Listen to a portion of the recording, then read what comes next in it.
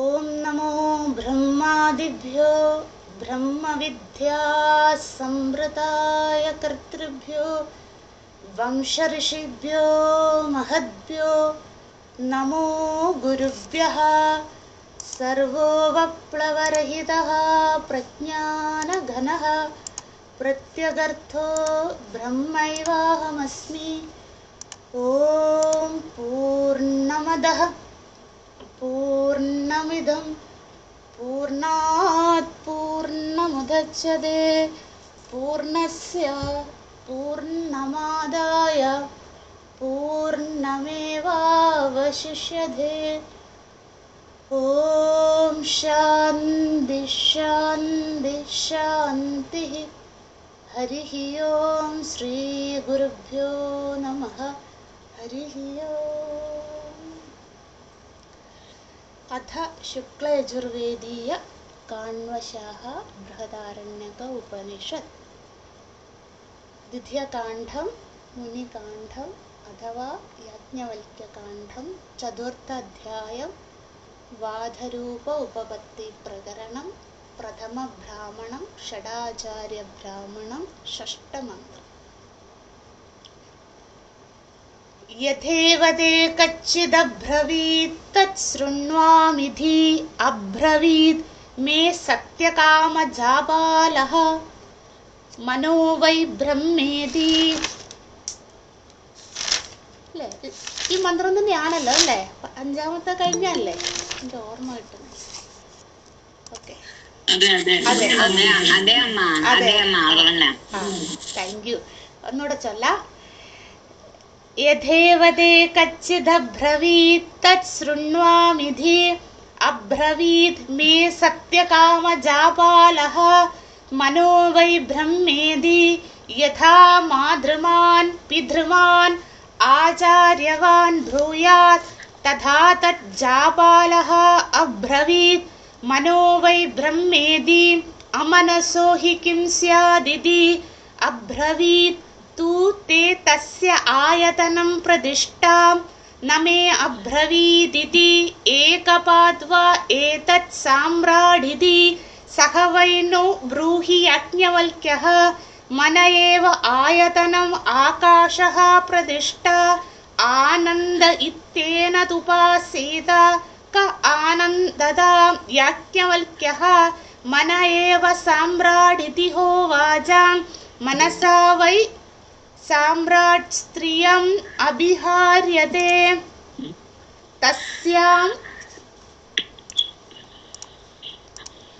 तस्यां प्रतिरूपः पुत्रो वै जायते सः आनन्दः मनो वै साम्राट् परमं ब्रह्म न एनं मनो जहादि सर्वाणि एनं भूतानि अभिक्षरन्ति देवो भूत्वा देवानि अप्येति यः एवं विद्वानेतदुपास्ते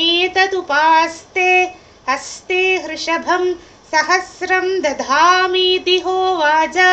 जनको वै देहः सहोवाच याज्ञवल्क्यः पिता मे अमन्यत न अननुशिष्य हर इत इति. നമ്മുടെ മനസ്സിൽ ആ സഭാമണ്ഡപം ഉണ്ടാവണം. യാജ്ഞവൽക്യ മഹർഷിയുടെ പാദങ്ങളിൽ നമസ്കരിച്ചുകൊണ്ട് തുടരാം. ജനക മഹാരാജാവിൻ്റെ ചോദ്യം: എന്നെ പൂർണ്ണജ്ഞാനവാനാക്കിയാലും ആ പൂർണ്ണജ്ഞാനത്തിലേക്ക് എത്തുവാൻ ഗുരുനാഥൻ്റെ ഉപദേശം, ആ ഉപദേശത്തെ ഉൾക്കൊള്ളണ ശിഷ്യനെങ്കിൽ ആ ശിഷ്യന് വേണ്ട അധികാരങ്ങൾ, ആ അധികാരത്തെ ഉപായത്തിലൂടെ യാജ്ഞവൽക്യ മഹർഷി പറഞ്ഞു കൊടുത്തു. ആ ഉപായത്തിലൂടെ, ഇവിടെ ഉപായം എന്ന ഷഡാചാര്യ ബ്രാഹ്മണ അല്ലെങ്കിൽ പ്രഥമ ബ്രാഹ്മണത്തിൽ ഗുരുനാഥൻ്റെ ഉപായം എന്നത് ഉപാസനയായിരുന്നു, അല്ലെങ്കിൽ സ്മരണ എന്നുള്ള സാമാന്യാർത്ഥം നമ്മൾ കണ്ടു. ആ സ്മരണയിലൂടെ എന്ത് ഫലത്തെയാണ് നേടുന്നത്? നമ്മൾ മുഖ്യഫലം കണ്ടു, അവാന്തര ഫലവും കണ്ടു. നമുക്ക് അഞ്ചാമത്തെ മന്ത്രം വരെ ഓക്കെ ആണെന്ന് വിചാരിക്കുന്നു. നമുക്ക് അടുത്തതിലേക്ക് പ്രവേശിക്കുകയാണ്. യത് ഏവതേ അല്ലേ?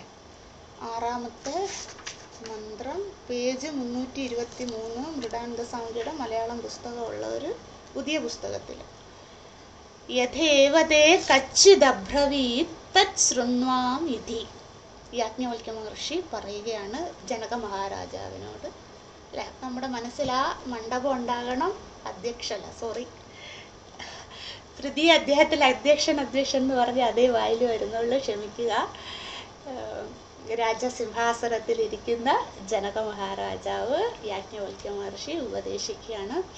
ഇപ്പൊ ഏതൊരറിവാണോ അങ്ങക്ക് ആചാര്യനിൽ നിന്നും കച്ചിത്, അല്ലെ, ആചാര്യ കച്ചിത് അബ്രവീത്, ആചാര്യനിൽ നിന്ന് ലഭ്യമായത്, തത് ശൃണ്വാം, തത് അത്, മേ യാജ്ഞവൽക്യ ശൃണ്വാം, ഞാനൊന്ന് കേൾക്കട്ടെ. അപ്പോൾ അടുത്തതായി പറയുന്നത് ജനക മഹാരാജാവ് എന്ത് പറയുന്നു? അബ്രവീത് മേ സത്യകാമ ജാപാലഃ. സത്യകാമ ജാപാലൻ എന്ന ആളിൽ നിന്നുമാണ്, അല്ലെങ്കിൽ ആചാര്യനിൽ നിന്നുമാണ് ഞാൻ കേട്ടിരിക്കുന്നത്, അല്ലെ? ജപാലഃ, ജാപാലൻ എന്ന ഒരു പേര്, മറ്റൊരു പേര് സത്യകാമൻ. ഇത് നിങ്ങൾ കേട്ടിട്ടുണ്ടാവും. സത്യകാമ ജാപാലൻ എന്നത് വളരെ ഫേമസ് ആയിട്ടുള്ള ഒരു നാമമാണ്. എഴുതിക്കോളൂ. ചാന്തോക്യ ഉപനിഷത്ത് 4ാം അധ്യായത്തിലെ വിദ്യാർത്ഥിയാണ്. ചാന്തോക്യ ഉപനിഷത്ത് സാമവേദം 4ാം അധ്യായം 4ാം അധ്യായത്തിലെ വിദ്യാർത്ഥിയാണ് ഈ സത്യകാമ ജാപാലൻ. ഗുരുനാഥന്റെ പേര് ഗൗതമൻ. ഗൗതമൻ എന്ന ഗുരുനാഥന്റെ ഏറ്റവും പ്രിയപ്പെട്ട ശിഷ്യനാണ് സത്യകാമ ജാപാലൻ. അത് തന്നെയാണോ ഈ സത്യകാമ ജാപാലൻ എന്ന് നമുക്ക് ഒരു എവിഡൻസും ഇല്ല. പക്ഷെ അത് തന്നെ ആവാമെന്ന് അനുമാനിക്കുക മാത്രമേ സാധ്യമാകുന്നുള്ളൂ. പിന്നെ മറ്റൊരു സത്യകാമ ജാപാലൻ ഉള്ളത് ശുക്ല യജുർവേദ ജാപാല ഉപനിഷത്ത് എന്ന് പറഞ്ഞൊരു ഉപനിഷത്തുണ്ട്. മൈനർ ആയിട്ടുള്ളതാണ് ശുക്ല യജുർവേദത്തിലെ. ആ യജുർവേദ ഉപനിഷത്തായ ജാപാല ഉപനിഷത്തിലും സത്യകാമ ജാപാലൻ എന്നുള്ള ഒരു കഥാപാത്രം വരുന്നുണ്ട്. അപ്പം അതാണോ ഈ സത്യകാമ ജാപാലൻ എന്നറിയില്ല, അല്ലെങ്കിൽ സാമവേദത്തിലെ സത്യകാമ ജാപാലനാണോ അന്നും നമുക്ക് അറിഞ്ഞുകൂടാ. ഇനി അതല്ല, ഇവർ രണ്ടുപേരുമല്ല, സാമവേദത്തിലെ ആളുമല്ല, ജാപാല ഉപനിഷത്തിലെ ആളുമല്ല, ഇത് വേറെ തന്നെ ഒരു കഥാപാത്രം ആണോ? അതുകൊണ്ട് ഇത് അനുമാനം മാത്രമാണ്, നമുക്ക് പൂർണ്ണജ്ഞാനമല്ല ഈ കഥാപാത്രത്തെ കുറിച്ചുള്ളത്. പക്ഷെ ഇങ്ങനെയൊക്കെ ഉണ്ട് മറ്റു പലയിടങ്ങളിലും എന്ന് നമുക്കൊരു ഇൻഫർമേഷന് വേണ്ടി ഞാൻ പറയുന്നേ ഉള്ളൂ. ആ ചാന്തോക്യ ഉപനിഷത്തിലെ സത്യകാമ ജാപാലനാകാൻ വഴിയില്ല. കാരണം അദ്ദേഹം പൂർണ്ണജ്ഞാനവാനായിരുന്നു. ഇങ്ങനെ ഒരു അല്പജ്ഞാനത്തെ ജനക മഹാരാജാവിന് കൊടുത്തിട്ട് പോകുന്ന ഒരു കഥാപാത്രമല്ല. കാരണം ഗൗതമൻ എന്ന ഗുരുനാഥൻ്റെ അടുത്ത് വളരെ, നിങ്ങൾക്ക് ആ കഥ അറിയാമായിരിക്കും, വളരെ ജിജ്ഞാസുവായിക്കൊണ്ട് ബ്രഹ്മവിദ്യ പഠിക്കാൻ ചെല്ലുകയാണ്. അപ്പോൾ പണ്ടത്തെ ഗുരുകുല സമ്പ്രദായം അനുസരിച്ച് കുലം വേണം, ഗോത്രം, നമുക്ക് യജ്ഞോപവേദം കൊടുക്കണമല്ലോ ആദ്യം ഗുരുനാഥൻ. എന്നിട്ട് എന്താ പറയുക, ഗായത്രി ഉപദേശിച്ച് ശിഷ്യന്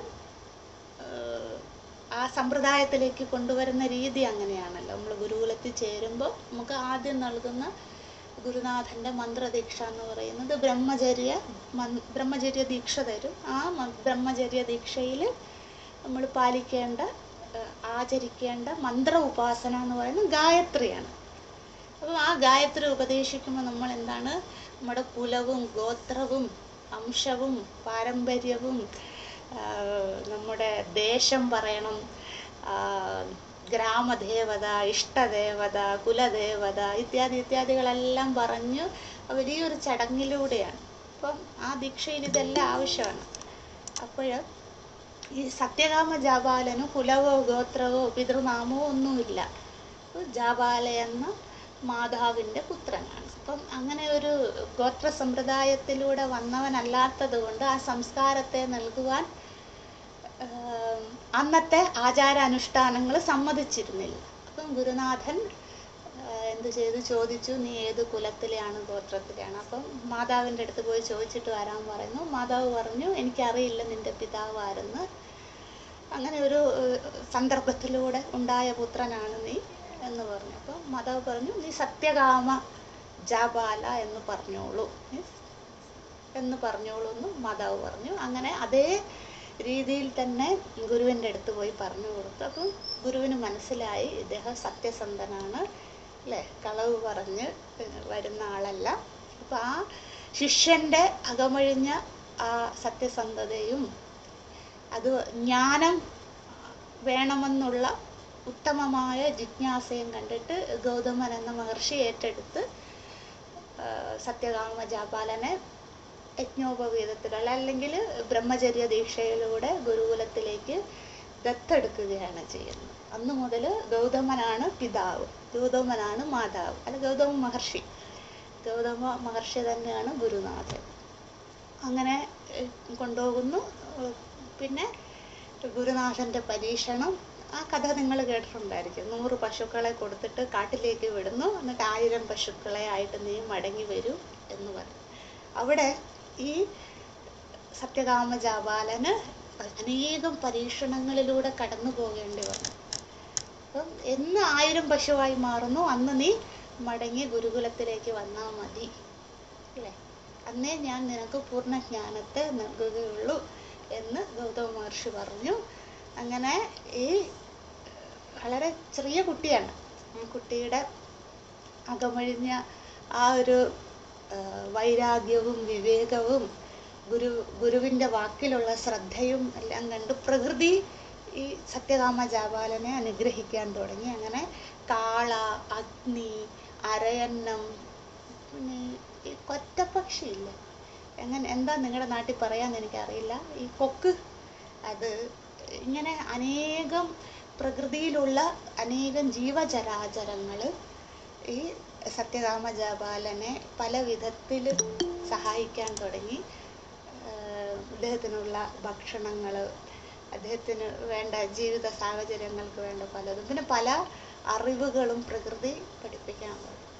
അങ്ങനെ ഇദ്ദേഹം എന്ത് ചെയ്തു, സാധന നിഷ്ഠയോടുകൂടി തുടർന്ന് പോകാൻ തുടങ്ങി. അങ്ങനെ പ്രകൃതി അനുഗ്രഹിച്ച് ഈ പശുക്കൾ കാലങ്ങൾ കൊണ്ട്, വർഷങ്ങൾ കൊണ്ട് ഈ 100 പശു എന്നുള്ളത് 1000 പശുവായി. എന്നിട്ട് ഇതുമായിട്ട് ഗൗതമ മഹർഷിയുടെ ആശ്രമത്തിലെത്തി. അപ്പം മഹർഷിക്ക് മനസ്സിലായി ഇത് സത്യകാമൻ ഉത്തമനായ ശിഷ്യനാണെന്ന്. അങ്ങനെ കഥയങ്ങ് പോവുകയാണ്. അപ്പം ആ സത്യകാമൻ, ഞാൻ ഈ പറഞ്ഞു വന്നതിൻ്റെ താല്പര്യം, അത്രയും ശ്രദ്ധയുള്ള ശ്രേഷ്ഠനായ ഒരു വിദ്യാർത്ഥിയായിരുന്നു, അല്ലെ സാധകനായിരുന്നു ആ സത്യകാമ ജാബാലൻ ഇവിടെ വന്നിട്ട് ജനക മഹാരാജാവിന് അല്പജ്ഞാനം നൽകുമെന്നും നമ്മുടെ ആചാര്യ പരമ്പരകൾ ആരും അതിനെ വിശ്വസിക്കുന്നില്ല, അല്ലെങ്കിൽ അനുകൂലിക്കുന്നില്ല. ആ സത്യകാമ ജാബാലനാകാൻ ഒരു വഴിയും ഉണ്ടാവില്ല എന്നാണ് ബൃഹദാരണ്യ ഉപനിഷത്തിൻ്റെ ആചാര്യ പരമ്പരകളുടെ വ്യാഖ്യാനത്തിലുള്ളത്.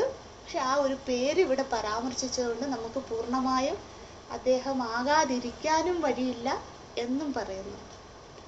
പിന്നെ ഈ ജാബാല ഉപനിഷത്തിലെ സത്യകാമ ജാബാലൻ, അല്ലേ, അദ്ദേഹവും ഇതുപോലെ ശ്രേഷ്ഠനായ വിദ്യാർത്ഥിയായിരുന്നു. അതുകൊണ്ട് അതും നമുക്ക് പൂർണ്ണമായും അനുമാനിക്കാൻ സാധിക്കില്ല. അപ്പം വേറെ ഏതെങ്കിലും ആവാം, ഒരേ പേരുള്ളവരാവാം. പക്ഷെ ഈ ജാബാല എന്നുള്ള വാക്കുള്ളത് കൊണ്ട് ഈ മാതാവിൻ്റെ മകനല്ലേ ആ പേര് വരുള്ളൂ. അതുകൊണ്ട് നമുക്ക് പൂർണ്ണമായും ഇതല്ല എന്ന് പറയുവാനും സാധിക്കില്ല. അപ്പം ഇത് ഞാൻ ഇത്രയും ഔട്ട്ലൈൻ പറയാൻ കാരണം നിങ്ങൾ അറിയാൻ വേണ്ടി പറഞ്ഞു എന്നേ ഉള്ളൂ സത്യകാമ ജാബാലൻ എന്നുള്ള കഥാപാത്രത്തെ. അപ്പം നമുക്ക് മടങ്ങി വരാം മന്ത്രത്തിലേക്ക്. ഇങ്ങനെ സത്യകാമ ജാബാലൻ എന്ന് പറയുന്ന ഒരു ആചാര്യൻ വന്നിട്ട് എനിക്ക് പറഞ്ഞു നൽകിയത് ഇതാണ്. ഇനി ജനക മഹാരാജാവും യാജ്ഞവൽക്യ മഹർഷി മാത്രമേ ഉള്ളേ നമ്മുടെ മുന്നിലെ കഥാപാത്രങ്ങൾ. അപ്പം ജനക മഹാരാജാവ് പറയുന്നു, എന്താണ്, അബ്രവീത് മേ ജനകഃ സത്യകാമ ജാബാലഃ അബ്രവീത്. ജനക മഹാരാജാവായ എന്നോട് സത്യകാമ ജാബാലൻ പറഞ്ഞു നൽകിയ അറിവിതാണ്. അല്ലയോ യാജ്ഞവൽക്യ മഹർഷി, അങ്ങ് കേട്ടാലും എന്താണ്? മനോവൈ ബ്രഹ്മേതി, അല്ലെ, മനസ്സാകുന്നു ബ്രഹ്മനെന്ന്. അല്ലെ, നമ്മൾ തൊട്ട് മുമ്പ് കണ്ടത് തന്നെ. ഇവിടെ മനസ്സെന്നുള്ള വാക്ക് മാത്രമേ മാറുന്നുള്ളൂ. യാജ്ഞവൽക്യ മഹർഷി പറഞ്ഞു, യഥാ മാതൃമാൻ പിതൃമാൻ ആചാര്യവാൻ ഭ്രൂയാത് തഥാ തജ്ജാപാലഃ അബ്രവീത് മനോവൈ ബ്രഹ്മേതി. പറയണ്ടല്ലോ അതിന്റെ വ്യാഖ്യാനമൊന്നും, ഞാൻ പറയുന്നില്ല. കുറവ് നിങ്ങൾക്ക് വീണ്ടും വീണ്ടും ഇങ്ങനെ പറഞ്ഞു തരുന്നത് കുറവ് തോന്നുന്നു അല്ലേ? നിങ്ങള് PhD പഠിക്കുന്ന സ്റ്റുഡൻസാ. അമനസോ ഹി കിം സ്യാദിതി. അപ്പോൾ യാജ്ഞവൽക്യ മഹർഷി തുടരുകയാണ്. അമനസോ എന്ന് വെച്ചാൽ, അമനസോ എന്ന വാക്കിന് മനസ്സില്ലാത്തവൻ എന്നാണ് ഇവിടെ കൊടുത്തിരിക്കുന്ന അർത്ഥം. നമ്മൾ മനസ്സിലാക്കണം, മനസ്സ് പ്രവർത്തിക്കാത്ത. അമനസഹ എന്ന വാക്കിന് മനസ്സില്ലാത്തവൻ എന്നാണ് മൃഡാനന്ദ സ്വാമിജിയുടെ പുസ്തകത്തിലെ വ്യാഖ്യാനം, വേർഡ് ബൈ വേർഡ് നമ്മൾ മനസ്സിലാക്കണം. മനസ്സില്ല എന്ന് വെച്ചാൽ മനസ്സ് പ്രവർത്തിക്കാത്തവൻ, അല്ലേ? അമനസ്സോ എന്ന് വെച്ചാൽ മനഃപ്രവർത്തനരഹിത. അതാണ് അമനസ്സോ എന്ന വാക്കിൻ്റെ മന പ്രവർത്തനരഹിത. മനസ്സ് പ്രവർത്തിക്കാത്തവൻ, പ്രവർത്തനരഹിതമായിരിക്കുന്നത്, അല്ലേ? അങ്ങനെയുള്ള ആള്. അവരുടെ അടുത്ത് പിന്നെ ബ്രഹ്മനില്ലേ? ഇപ്പൊ മനസ്സ് പ്രവർത്തിക്കുന്നില്ല എന്ന് വെച്ചോ, നമുക്ക് ഒന്നും ചിന്തിക്കാതെ ഉള്ള ഒരു അവസ്ഥ എത്തിയെന്ന് വിചാരിച്ചു. അപ്പോഴവരുടെ കൈയും കാലും ഒക്കെ പ്രവർത്തിക്കുന്നുണ്ട്. ഇതൊക്കെ നടക്കുന്നില്ലേ ലോകത്തിൽ? അപ്പൊ അവരുടെ അടുത്ത് പരമാത്മാവില്ലേ എന്ന് ചോദിക്കുകയാണ്. അപ്പോൾ ജനക മഹാരാജാവിന് മനസ്സിലായി, തനിക്ക് കിട്ടിയ ജ്ഞാനം പൂർണ്ണജ്ഞാനമല്ല, അല്ലെ? ലോജിക്ക് പറഞ്ഞു കൊടുക്കുകയാണ് യാജ്ഞവൽക്യ മഹർഷി. അപ്പോഴ് എന്താ ചോദിക്കുന്നു? അബ്രവീത് തു തേ തസ്യ ആയതനം പ്രതിഷ്ഠാം. ഇതിന് ഈ മനസ്സ് പ്രവർത്തിക്കുന്നില്ല, അങ്ങനെയുള്ള ആൾക്ക് അവർ എന്തിനെ ആശ്രയിച്ചാണ് അവർ ജീവിക്കുന്നത്? എങ്ങനെയാണ് അവർ നിലനിൽക്കുന്നത്? മനസ്സ് പ്രവർത്തിക്കുന്നില്ല എങ്കിൽ അവർ ജഡമായോ? അല്ലേ? അവർ ഈ ലോകത്ത് നിന്ന് പിന്നെ ബ്രഹ്മനില്ലല്ലോ അവരുടെ കൂടെ. അപ്പോൾ പിന്നെ അവർ ഈ ലോകത്ത് നിലനിൽക്കില്ലേ? ആ ജ്ഞാനം അങ്ങക്ക് പറഞ്ഞു നൽകിയിട്ടുണ്ടോ എന്ന് ചോദിക്കുകയാണ്. ഏത് ജ്ഞാനം? മനസ്സ് പ്രവർത്തിക്കാത്തവൻ അവരെ എന്തിനെ ആശ്രയിച്ചാണ് ഈ പ്രകൃതിയിൽ നിലനിൽക്കുന്നത്? ആ ജ്ഞാനം അങ്ങക്ക് അറിയുമോ? അപ്പോൾ ജനക മഹാരാജാവ് പറഞ്ഞു, നമേ അബ്രവീത്, അല്ലേ? മേ ജനകഃ ജാപാലഃ ന അബ്രവീത്, അല്ലേ? ജനകനായ എന്നോട് ജാപാലൻ ആ അറിവ് പകർന്നു നൽകിയിട്ടില്ല. അപ്പോൾ യാജ്ഞവൽക്യ മഹർഷി എന്ത് പറയുന്നു? അംശപാതുവ ഏത സമ്രാടിതി. ജനക മഹാരാജാവ് പറയുന്നു, സഹ വൈ നോ ബ്രൂഹി യാജ്ഞവൽക്യഃ. എന്താണത്? ഗുരു ഉപസക്തി, അല്ലേ? ആ ഭാഗമാണ് ഗുരു ഉപസക്തി. എല്ലായിടത്തും കാണാം നമുക്ക്, എല്ലാ മന്ത്രത്തിലും ഗുരു ഉപസക്തി, അല്ലേ? ഗുരുവിനോട് ജനക മഹാരാജാവ് യാജ്ഞവൽക്യ മഹർഷിയോട് ചോദിക്കുകയാണ്, എന്താണ്? സഹ വൈ നോ ബ്രൂഹി യാജ്ഞവൽക്യഃ, അല്ലേ? അല്ലയോ യാജ്ഞവൽക്യ മഹർഷി, അങ്ങനെക്ക് പൂർണ്ണജ്ഞാനത്തെ നൽകിയാലും. അപ്പോൾ ശിഷ്യാനുശാസനം തുടങ്ങുകയാണ് അടുത്ത വരിയിൽ, അല്ലേ? മനയേവ ആയതനം ആകാശഃ പ്രതിഷ്ഠ ആനന്ദ ഇത്തേന ദുപാസീത. അതാണ് ശിഷ്യാനുശാസനം, ശിഷ്യനോടുള്ള അനുശാസനം, ഉപദേശം ഗുരുനാഥൻ ആരംഭിക്കുകയാണ്, അല്ലേ? തൊട്ടു മുമ്പ് നമ്മൾ കണ്ടതുപോലെ തന്നെ. കുറച്ച് എഴുതാനുണ്ട്, എല്ലാവരും എഴുതിക്കോളൂ. മനയേവ ആയതനം ആകാശഃ പ്രതിഷ്ഠ ആനന്ദ ഇത്തേന ദുപാസീത, അല്ലേ? തൊട്ടു മുമ്പുള്ള വാക്കിന് പകരം ഇവിടെ ആനന്ദ എന്ന് വന്നു. എന്ന് വെച്ചാൽ ഈ വാക്കിന്റെ വേർഡ് ബൈ വേർഡ് മീനിങ് എന്താണ്? സർവവ്യാപിയായ അല്ലെ? ആകാശസ്വരൂപനായ പരമാത്മാവാണ് മനസ്സിന് ഏവായതനം, മനസ്സിന് ആശ്രയമായിരിക്കുന്നത്, അല്ലേ? അതിൽ ആ പരമാത്മാവ് ഉള്ളത് കൊണ്ടാണ് മനസ്സ് നിലനിൽക്കുന്നത്, പ്രതിഷ്ഠിത. ആ പരമാത്മാവിനെ ആനന്ദമെന്ന ഭാവത്തിൽ സ്മരിക്ക വേണമെന്ന് പറഞ്ഞല്ലോ, നമ്മൾ കണ്ടത് തന്നെ. അതുകൊണ്ട് കൂടുതൽ എക്സ്പ്ലനേഷൻ്റെ ആവശ്യം വേണ്ട, അല്ലേ? എന്തുകൊണ്ട് ആനന്ദമെന്ന് ഉപാസിക്കണം, അതിനുള്ള കാരണമാണ് നമുക്കിനി ഇവിടെ ഇല്ലാത്തത് കൂട്ടിച്ചേർക്കേണ്ടത്. എഴുതിക്കോളൂ. സർവവ്യാപി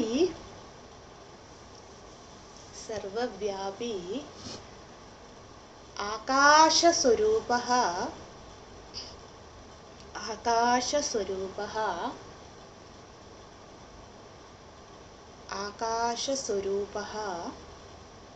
സർവേഷു പ്രതിഷ്ഠിതഃ. സർവവ്യാപി ആകാശസ്വരൂപഃ സർവേഷു, അല്ലെങ്കിൽ സർവാണി ഭൂതാനി എന്നും എഴുതാം കേട്ടോ. സർവേഷു എന്ന വാക്കിൻ്റെ അർത്ഥം അതാണേ, കുറച്ചുകൂടെ എളുപ്പമാക്കിയെന്നേ ഉള്ളൂ. സർവേഷു എന്ന് വെച്ചാൽ സർവാണി ഭൂതാനി, എല്ലാ ജീവരാശികളിലും. ഒറ്റ വാക്കി പറഞ്ഞ സർവേഷു. സർവവ്യാപി ആകാശസ്വരൂപഃ സർവേഷു പ്രതിഷ്ഠിതഃ.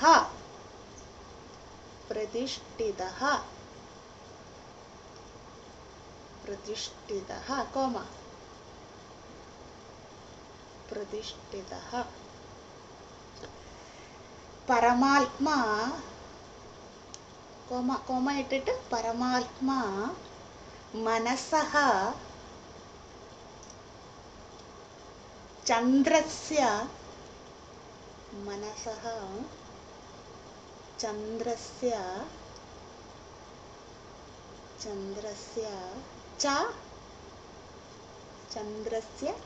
ചന്ദ്രസ്യ എന്ന് കഴിഞ്ഞ് അടുത്ത വാക്കാണ് ച. ചന്ദ്രസ്യ ച ആധാരഭൂത ദേവത.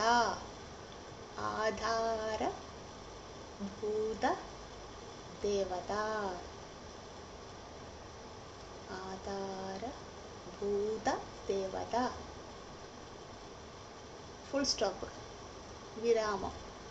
ആധാരഭൂത ദേവത. അയം പരമാത്മാ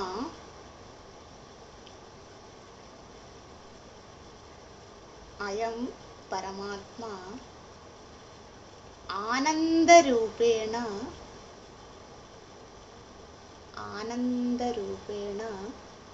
പൂജിതഃ ഭവേത്.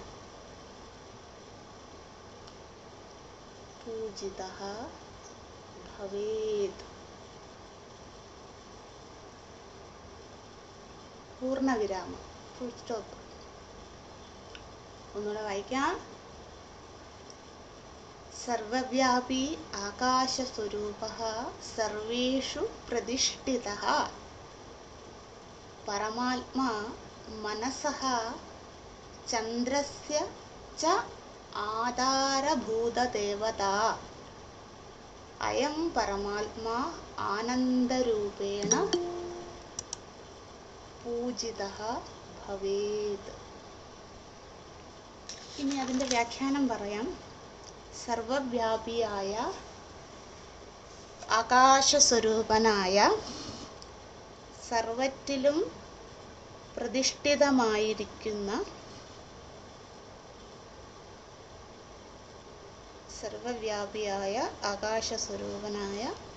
ആകാശസ്വരൂപൻ ഇവിടെ മന്ത്രത്തിലുള്ളൂ, അതിൻ്റെ അർത്ഥം നമ്മൾ എഴുതിയെന്നേ ഉള്ളൂ. സർവവ്യാപിയെന്ന്. സർവവ്യാപിയായ ആകാശസ്വരൂപനായ സർവറ്റിലും പ്രതിഷ്ഠിതമായിരിക്കുന്ന പരമാത്മാവ് ആകുന്നു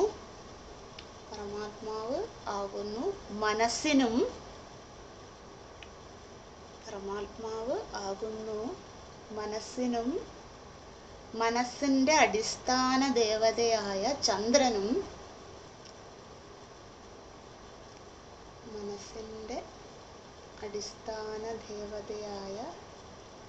ചന്ദ്രനും ആശ്രയമായിരിക്കുന്നത്.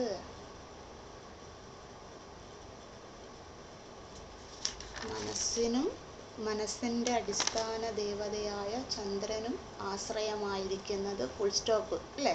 ആധാരഭൂത ദേവത എന്ന് കഴിഞ്ഞ് ഫുൾ സ്റ്റോപ്പ് ഇട്ടില്ല, അതിൻ്റെ അർത്ഥമാണിത്. അത് കഴിഞ്ഞ് അടുത്തത് അയം പരമാത്മ ആനന്ദരൂപേണ പൂജിത ഭവേത്. അതിൻ്റെ വ്യാഖ്യാനം ഇതാണ്. ഈ പരമാത്മാവിനെ ആശ്രയമായിരിക്കുന്നത് ഫുൾ സ്റ്റോപ്പ്. അതിനുശേഷം അടുത്ത സെന്റൻസ് ഈ പരമാത്മാവിനെ ആനന്ദമെന്ന ഭാവത്തിൽ, ഈ പരമാത്മാവിനെ ആനന്ദമെന്ന ഭാവത്തിൽ ഉപാസിക്ക വേണം. അല്ലെങ്കിൽ പൂജിത എന്ന് വെച്ചാൽ നമ്മൾ എഴുതിയില്ലേ, എന്ന് വെച്ചാൽ ഉപാസന എന്നാണ് മന്ത്രത്തിലുള്ളത്. അതിൻ്റെ അർത്ഥം സ്മരണ ചെയ്യുക വേണം, ചിന്തിക്കുക വേണം എന്നുള്ള അർത്ഥമാണ്. ഈ പരമാത്മാവിനെ ആനന്ദമെന്ന ഭാവത്തിൽ ഉപാസിക്ക വേണം. ഒന്നുകൂടെ പറയാം. സർവവ്യാപിയായ ആകാശസ്വരൂപനായ സർവത്തിലും പ്രതിഷ്ഠിതമായിരിക്കുന്ന പരമാത്മാവാകുന്നു മനസ്സിനും മനസ്സിൻ്റെ അടിസ്ഥാന ദേവതയായ ചന്ദ്രനും ആശ്രയമായിരിക്കുന്നത് അല്ലേ. അതാണ് സർവവ്യാപി ആകാശസ്വരൂപ സർവേഷു പ്രതിഷ്ഠിത അല്ലേ. പരമാത്മാ മനസ്സഹ മനസ്സിനും ചന്ദ്രസ്യ ചന്ദ്രദേവനും അല്ലേ ച ആധാരഭൂത ദേവത ആശ്രയമായിരിക്കുന്നത്, ഈ ദേവതയ്ക്കും ആശ്രയമായിരിക്കുന്നത്. ഈ പരമാത്മാവിനെ ആനന്ദമെന്ന ഭാവത്തിൽ ഉപാസിക്ക വേണം. ഉപാസന എന്നുള്ളിടത്ത് വേണമെങ്കിൽ ബ്രാക്കറ്റിൽ ഇട്ടോളൂ സ്മരണ അല്ലേ. ആവശ്യമില്ലെന്ന് തോന്നുന്നു, കാരണം നമ്മളെല്ലാ മന്ത്രത്തിലും ഉപാസന എന്ന പദത്തിൻ്റെ വ്യാഖ്യാനം സ്മരണ എന്ന് കൊടുത്തിട്ടുണ്ട് അല്ലേ. ആനന്ദരൂപേണ പൂജിത ഭവേത് അല്ലേ. ഭവേത് എന്ന് വെച്ചാൽ പ്രസന്റ് കണ്ടിന്യൂസ് ആണ്, ചെയ്യ വേണം, ചെയ്തുകൊണ്ടേയിരിക്കണം അല്ലേ. അതാണ് ഭവേത് എന്നുള്ള ശബ്ദം ഉപയോഗിച്ച്. ഈ പരമാത്മാവിനെ ആനന്ദമെന്ന ഭാവത്തിൽ ഉപാസിക്ക വേണം.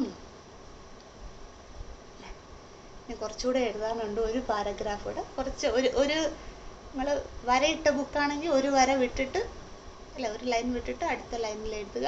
അല്ലെങ്കിൽ വരയിടാത്ത അൺറൂൾഡ് ബുക്കിൽ എഴുതുന്നവർ കുറച്ച് ഗ്യാപ്പ് ഇട്ടിട്ട് എഴുതുക. മനസ്സഹ മനസ്സഹ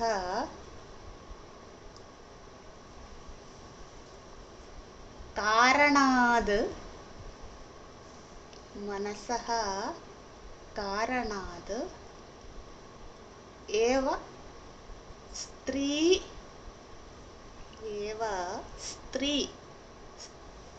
പുരുഷേ ആകൃഷ്ടഃ.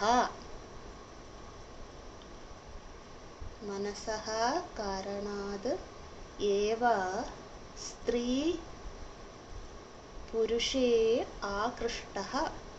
അല്ല, അർത്ഥം മനസ്സിലായെന്ന് വിചാരിക്കുന്നു. ഇനി നമ്മൾ ആ ദൃഷ്ടാന്തത്തിലേക്ക് വരികയാണ്. അതാണ് മനസ്സഃ കാരണാത് ഏവ സ്ത്രീ പുരുഷേ ആകൃഷ്ടഃ കോമ.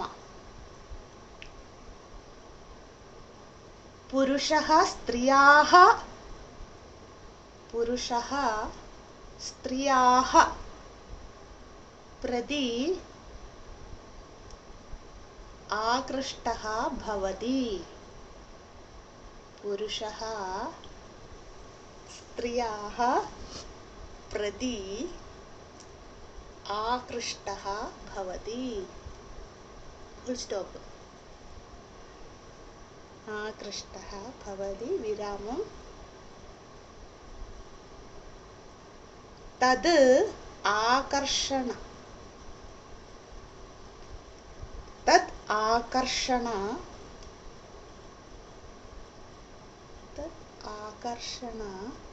സിദ്ധിത്വേന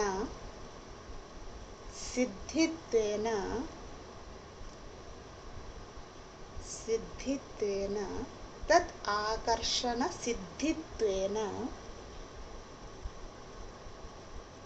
സ്വപ്രതിരൂപാം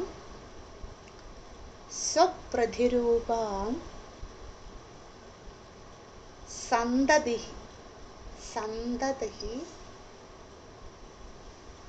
സന്തതിഹി. സന്തതിയില്ലേ, സന്തതി, പുത്രൻ പുത്രി എന്നുള്ള അർത്ഥം. സന്തതിഹി ജായതേ. സന്തതി, സന്തതി ഹി വിസർഗമുണ്ട്. സന്തതി എന്ന് ഇട്ടിട്ട് എഴുതിയിട്ട് വിസർഗം ഇടുക. സന്തതിഹി ജായതേ വിരാമം.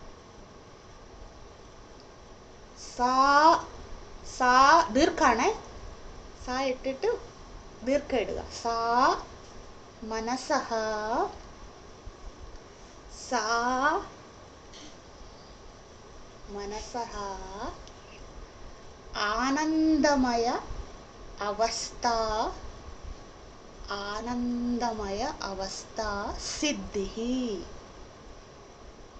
സിദ്ധിഹി സാ മനസഹ ആനന്ദമയ അവസ്ഥ സിദ്ധിഹി.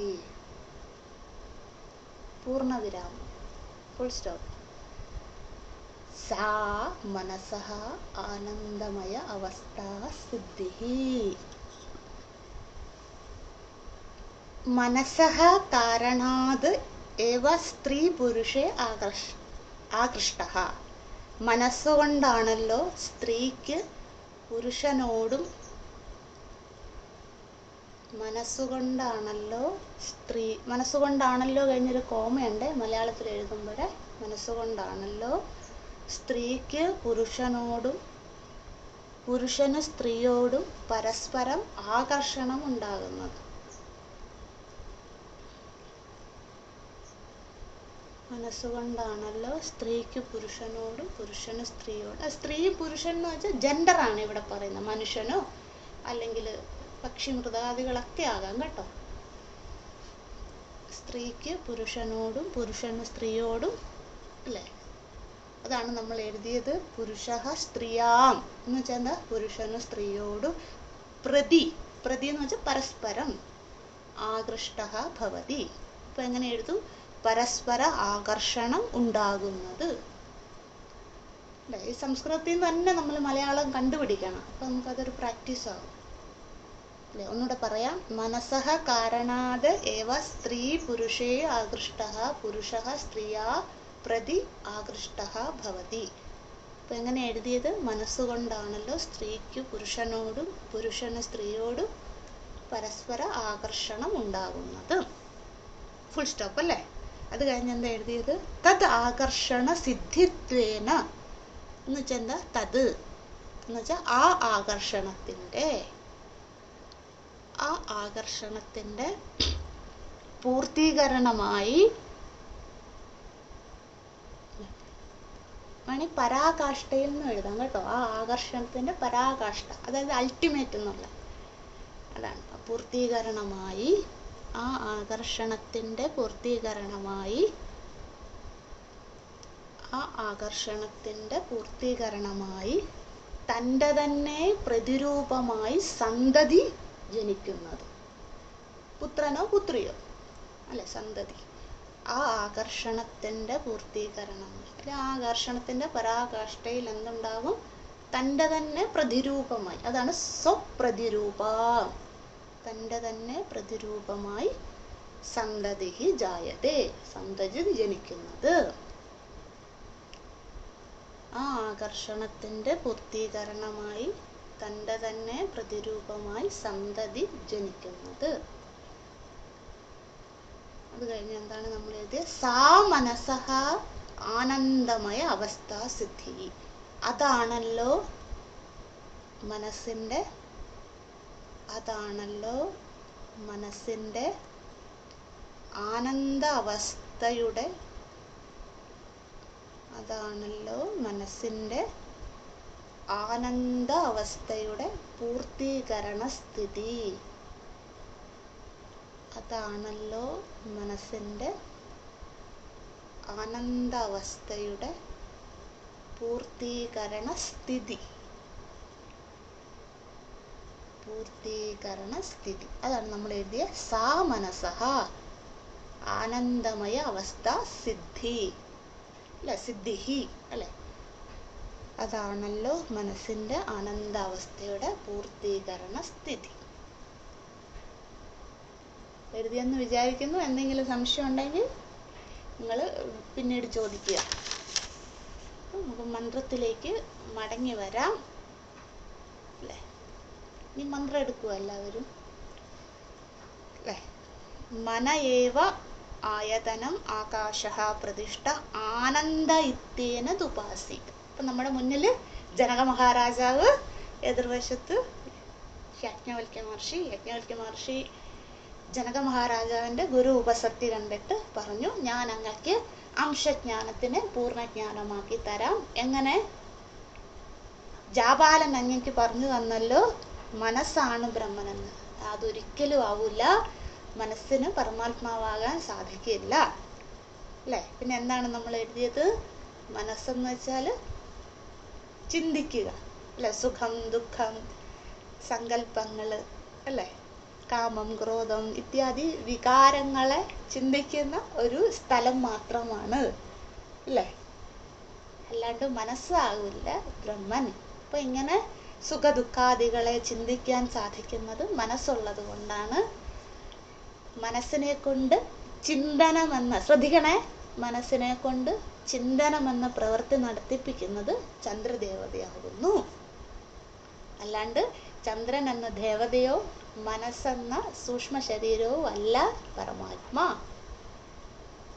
എന്ന് പറഞ്ഞു കൊടുത്തിട്ട് ഇതിനെ ഉദാഹരണമായിട്ട് പറയുന്നു.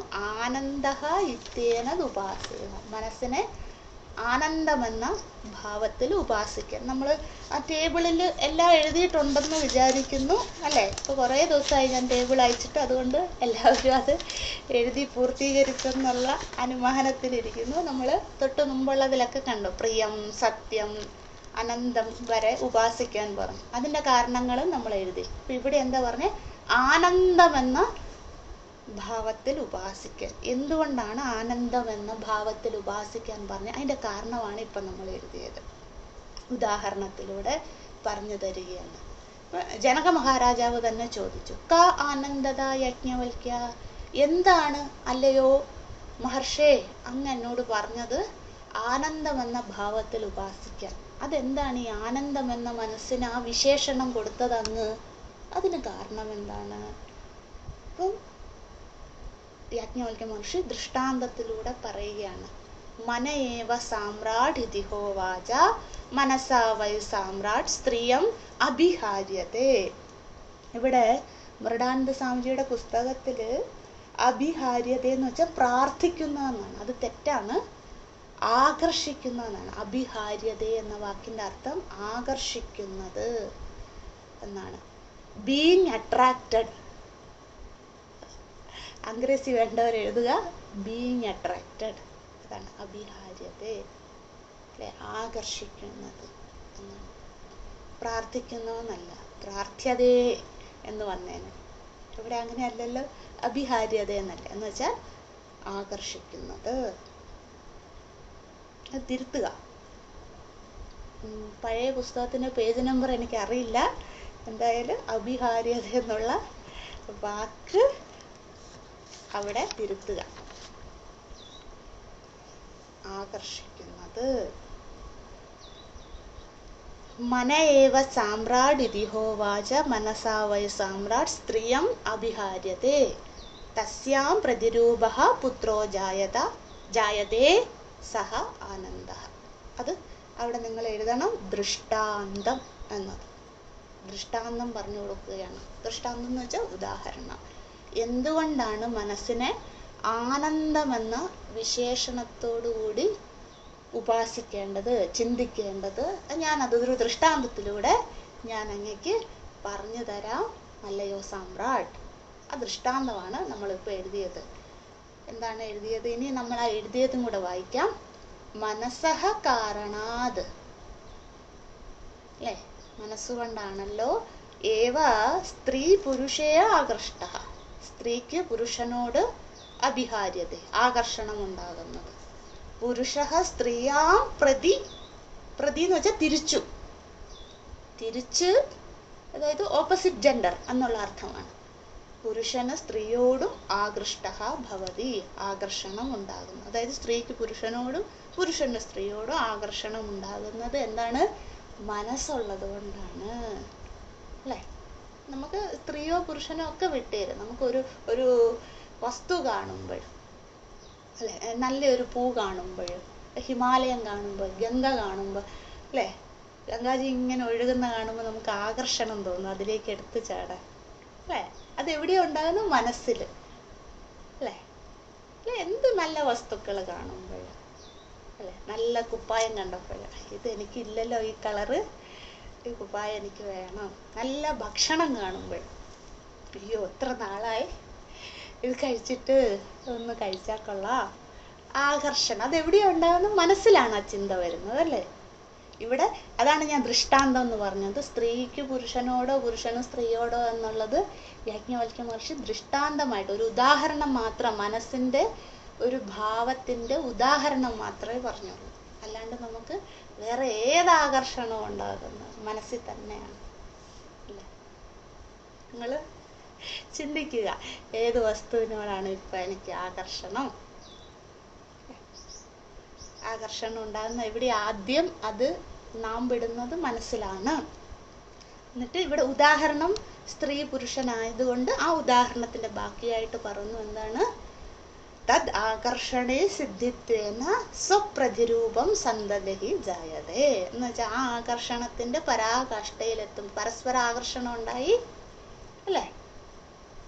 വേറെ വസ്തു ആയിക്കോട്ടെ, അല്ലേ, എന്തു ആയിക്കോട്ടെ, എനിക്ക് ആ ആകർഷണത്തിന്റെ പരാകാഷ്ഠയിലെത്തുമ്പോൾ പിന്നെ അത് എൻ്റെ സ്വന്തമാകും. അല്ലേ? ഞാനത് സ്വന്തമാക്കാനുള്ള പ്രയത്നം തുടങ്ങും. അപ്പൊ ആദ്യം മനസ്സിൽ സങ്കല്പം, അല്ലേ, ആകർഷണത്തിൽ നിന്ന് ആ സങ്കല്പം ഉണ്ടായി, പിന്നെ അതിൽ നിന്ന് അത് എൻ്റെ സ്വന്തമാക്കാനുള്ള ആഗ്രഹം വരും. അപ്പൊ ഇവിടെ പരസ്പര ആകർഷണ ഉദാഹരണം പറഞ്ഞതുകൊണ്ട് അതിൻ്റെ പരമമായ അവസ്ഥ എന്താണ്? സന്തതിഹി. ഇവിടെ പുത്രോ ജായതേ എന്ന, പുത്രനോ പുത്രിയോ ആരും ആയിക്കോട്ടെ, ജായതേ, അല്ലെ, അവര് ജനിക്കുന്നു. അല്ലെ? ഇപ്പൊ എനിക്ക് ദഹി കഴിക്കണം, ഇവിടെ നല്ല തണുപ്പാണ്, ദഹി കഴിക്കണം, ഭയങ്കര ആഗ്രഹമാണ് തൈര് കഴിക്കാൻ.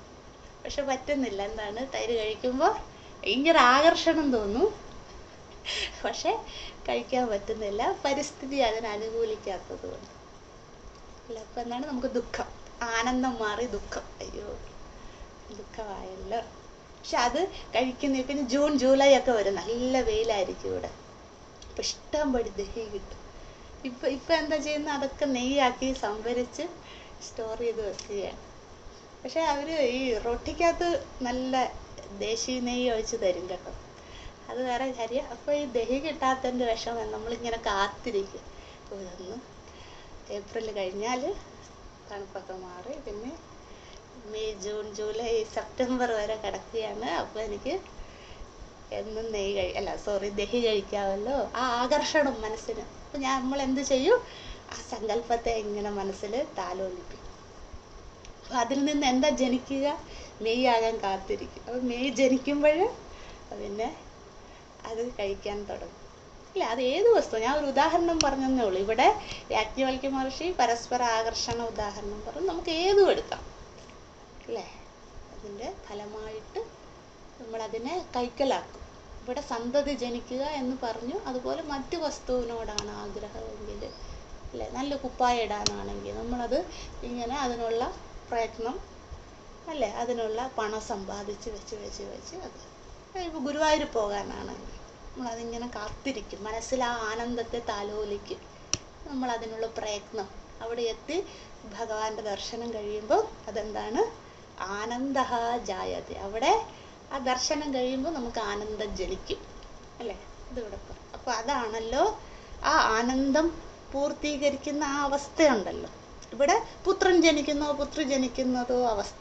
അതുപോലെ നമുക്ക് മറ്റു വസ്തുക്കൾ നമ്മളുടെ ആ ആഗ്രഹം സഫലമാകുമല്ലോ. ആ അവസ്ഥയിൽ എന്താണ്? മനസ്സിന്റെ ആനന്ദത്തിന്റെ പൂർത്തീകരണ സ്ഥിതി, അൾട്ടിമേറ്റ് ഹാപ്പിനെസ് മനസ്സിനവിടെ കിട്ടുന്നു എന്ന് പറയും. ബാക്കി നമുക്ക് നാളെ പഠിക്കാം. ഓം നമോ ബ്രഹ്മാദിഭ്യോ ബ്രഹ്മവിദ്യാ സംവൃതായ കർത്തൃഭ്യോ വംശഋഷിഭ്യോ മഹദ്ഭ്യോ നമോ ഗുരുഭ്യഃ. സർവോപപ്ലവരഹിതഃ പ്രജ്ഞാനഘനഃ प्रत्यगर्थो ब्रह्मैवाहमस्मि। ॐ पूर्णमदः पूर्णमिदं पूर्णात् पूर्णमुदच्यते पूर्णस्य पूर्णमादाय पूर्णमेवावशिष्यते। ॐ शान्ति शान्ति शान्तिः। हरिः ओं। श्रीगुरुभ्यो नमः। हरिः ओम्।